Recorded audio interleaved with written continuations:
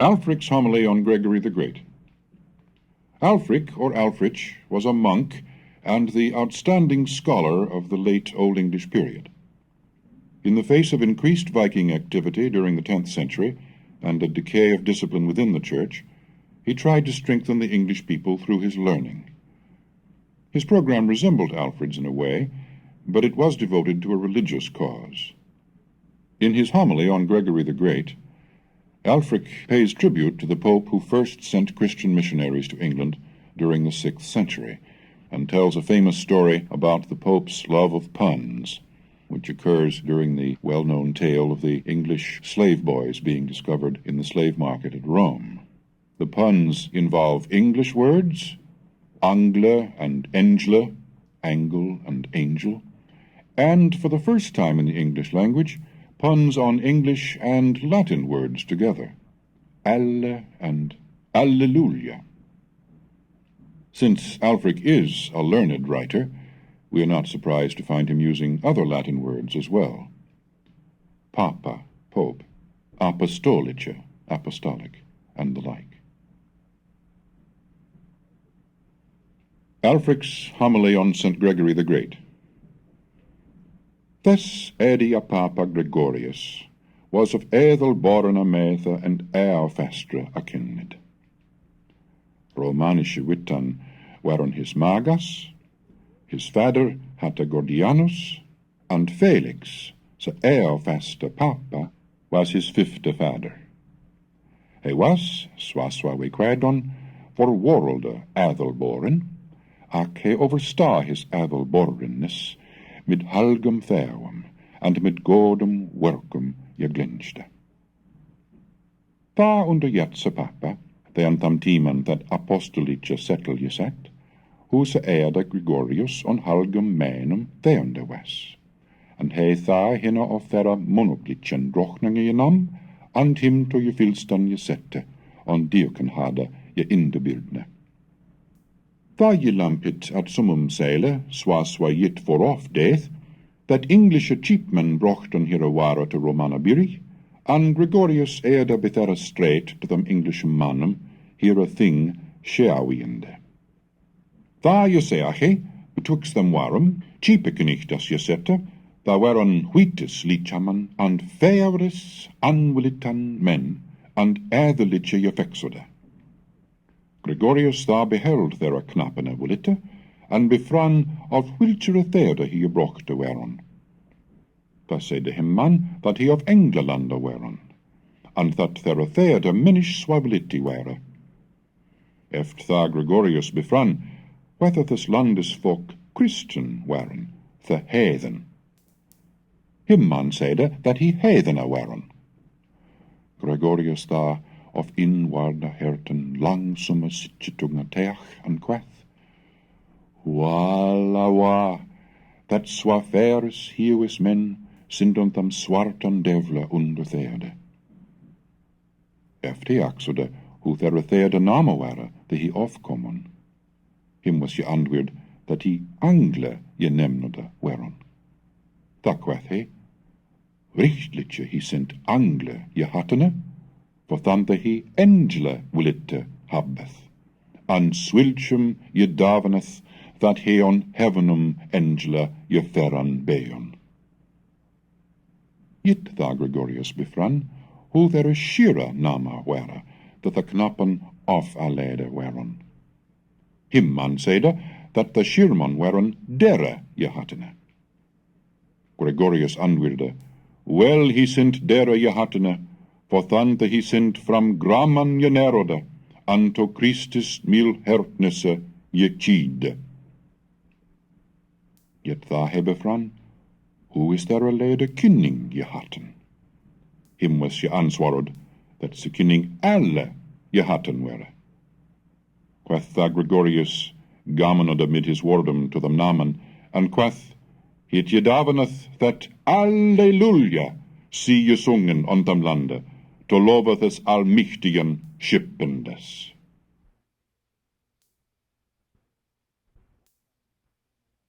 Wulfstan's Sermo ad Anglos.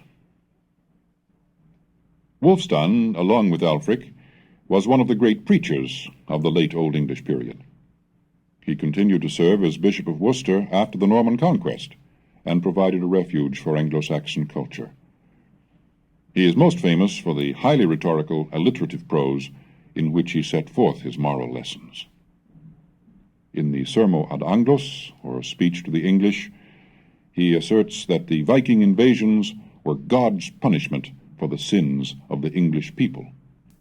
You will hear in listening to Wulfstan's sermon that he rarely uses figures of thought, such as simile and metaphor, but concentrates instead on figures of sound, alliteration, rhyme, rhythm, repetition. His rhythmic prose is based on the four-stress line of heroic poetry, and can often be analyzed into a series of two-stress phrases, each a separate syntactic unit. From Wulfstan's Sermo ad Anglos. Leven men, je knaweth that soth is, this world is on ofste, and it naileth them ende. And thee, it is on worlde a swa lenge swa wirse. And swa it shall neither Antichristus tokume evilly an swithe. This was on Ethelredis Koningisdagum gedicht, fair were Jawa, feitje, he forth verde. Jimme say the wille, who hit da were and what sitten je worde. Understandeth ek, gjerne, that devil thus there nu fella Jawa dwellede to swithe, and that little je trevthe whereon mid mannum, there he well sprak on, and unrichte to felle riksode on lande. And nas na fella manne the hogede imbetha bote swa hjørne swa man skjolde.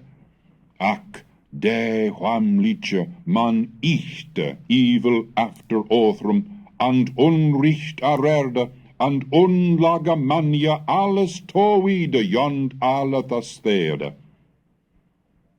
And we ek for them habbath fella bersta and bismra je bidden, and if we any abote je bidan shullon, thonne motte we that to God arnian bet, thonne we erthissum diddon.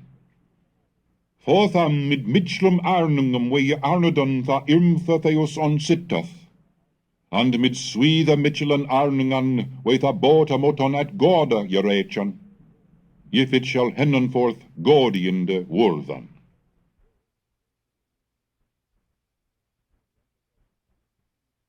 The Anglo-Saxon Chronicle. During the reign of King Alfred, a national English chronicle, a set of annals, was compiled that went up to 892. Copies were sent to various monasteries, where some scribes continued the record. The Peterborough Chronicle was kept up the longest, actually until 1154, well after the conquest. Since this chronicle spans a period of more than 3 centuries, and contains the work of many unknown writers, it exhibits a variety of styles and a great deal of linguistic change, some of which you will probably be able to detect as we read several samples from different periods. The 1137 entry, for example, is really early Middle English, and you'll probably detect a new colloquial manner in the sentence pattern and in the word order. It will sound more familiar to you, more like modern English. The Anglo-Saxon Chronicle for the year 991. Here was Ipswich ye Herregud, and after them Swithe rather was Birchnoth alderman of Slain at Maldune. And on them jare man je rade, that man jald arist gavel Danishen manum.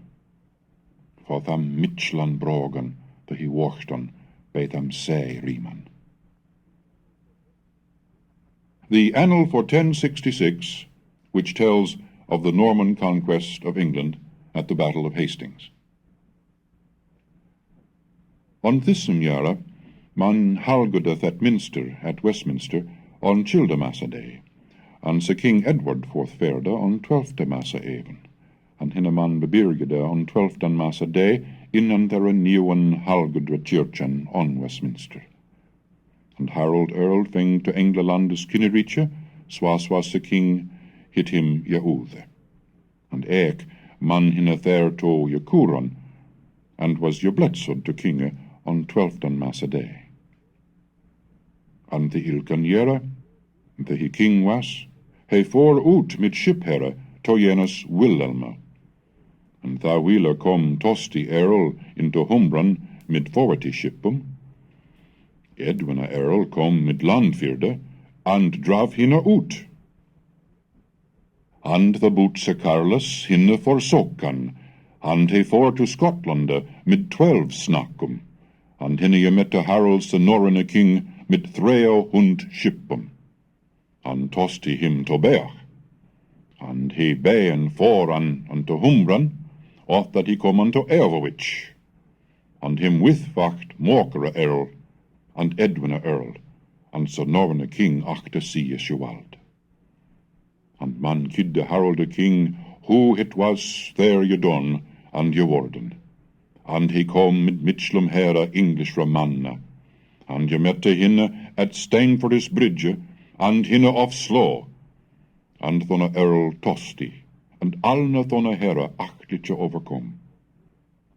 And thou wheeler kom Wilhelm Earl up at Hestingan on Sancte Michaelis Massenday, and Harold kom northen, and him withvacht, than to his herre koma all, and there he fell, and his twain je brothre, Girth and Lefwine, and Willem this land je eerde, and kom to Westminster, and Aldred Archbishop hinne to King je Halgode, and men guldon him yield, and Gisle Saldon, and Sithan here land bochtan. The Annal for 1137. This year foreth the King Stefne oversay to Normandy, and there was underfangen, for thee that he winden, that he should have been alswich as the was, and for he had a get his treasure.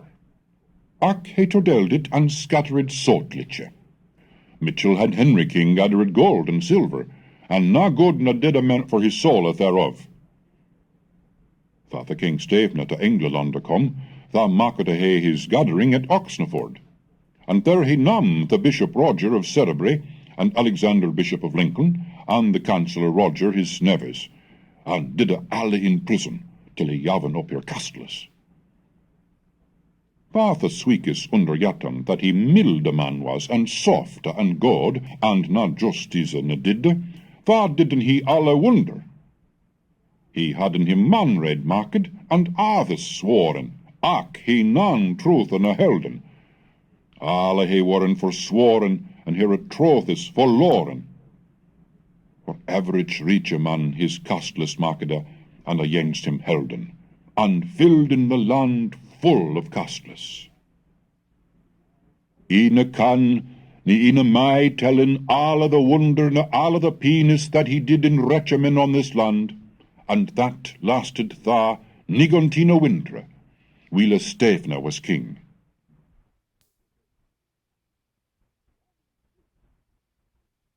Laman's Brute. During the Middle English period, legendary tales dealing with the history of England, or the pseudo-history of England, were much more popular than sober historical accounts.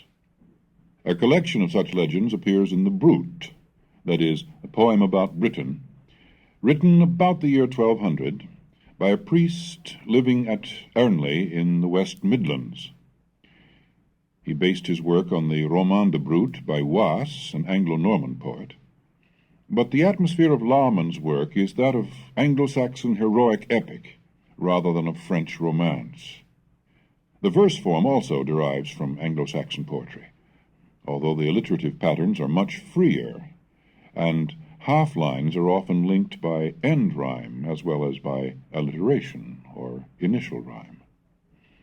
In this selection, King Arthur has a bad dream, a particularly bad dream, and describes it in particularly brutal Anglo-Saxon language, and with many half-preserved Old English grammatical inflections, like the one in line 5, Thena jonge knecht, that young man or that young knight. Lawman's Brute. Da kom there in ara tiden an 8 man riden, an brachte tidinge Arthur than king from Modred his sister's son. Arthur he was welcome, for he weened that he brachte boden swithe gode. Arthur lay alle lange nicht, and spake with den jonge knecht. Swa never nolde he him sudge, soth hoe it verde. By it was day a Marian, and dogeth a gon sturien, Arthur tha up aras, and strekte his armes. He aras up, and a doon sat, swult he were a swithe cirk. Tha axede hinne an fair knecht, Laverd, hoe havest du varen to nicht? Arthur tha an swarde, a mode him was onede. To nicht a mine slepe, there ich lie on boere, mee mette a sweven, therefore ich full sorry am.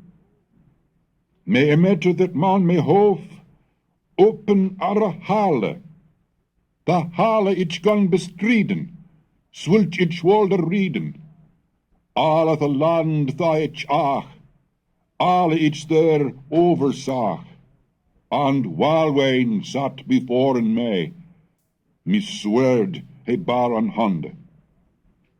Da kom Modred farend there mit unimette wolke, he bar on his hand an wee axe, stronger. He began to heeuwene, hardetje swithe, and de postes voor heeuw, alle the helden op de halle. There it je say whenever ik, women and levest me, al there a mucha halle roof, mit ihre handen he to droog. De halle gone to helden, and each held to grunden, dat me reached arm to brak. Da said the Modred, have a that. A doon fell the halle, and Walwyn gone to falle, and fell at their earthe, his armes breken bene, and itchy grap me swerd o leve, mit mire left hande, and smat off Modred his heft, dat it won dat in a felt, and the queen ich al te snavde, mit dere mine swerde, and sithen ich he a doon set, in an swarte put. And all me volk rich sette to flame, that nust ich under Christe, where he bekommen wären.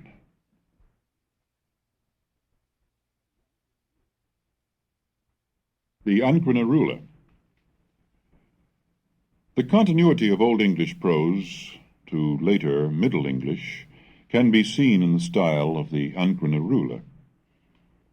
English was never abandoned as a medium for religious instruction after the conquest.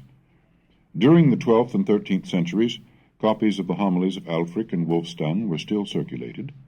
New works were also composed, some of them for women recluses who weren't familiar with Latin. The most important of these is the Rule of Anchoresses, the Anchronerula. This unknown author's vivid style resembles that of Ælfric in its use of anecdotes, of concrete descriptions, metaphors, rhythmic phrases, alliteration. Our excerpt likens Christ's pursuit of man's soul to the wooing of a feudal lady by a rich lord. A particular characteristic of the Southwest dialect that the author uses is the voicing of initial F to V. That is, in a word like foes, we hear a V sound at the beginning of the word vorn, and the word before becomes bevor, and so on. The Anchronerula. A levde was, that was Mit ihre Wohn beset alle Booten, and ihre land all destroyed, and he all poor, within an unearthene castle. An mich die kinges love was doch beturned op on her, so onimete swilde, that he for woorleetjinge sende her his sonden, on after other, and after sommet money, and sende her baubles, both veil and fair, and succors of liveneth, and help of his heye heerd to holden her castle. He underving all, as an unwretcheless thing, that was so hardy hearted, that her love ne mochte he never be in the nearer. What will to more? He come himself, alast, and showed here his fair neb, as they that was of alle men fairest for the beholden, and spake swothe sweetelige, and so merry wordes, that he mochten the dead arberen from death to live, and rochte vele wonders, and dudde vele meestries before in her eye siete, and showed her his michten, told her of his kingdom, and bade for to maken her queen of all that he ochte. Al this ne help nocht. Nes this wonderlich hoker? For he nes never worthe for to be in his shell cheen.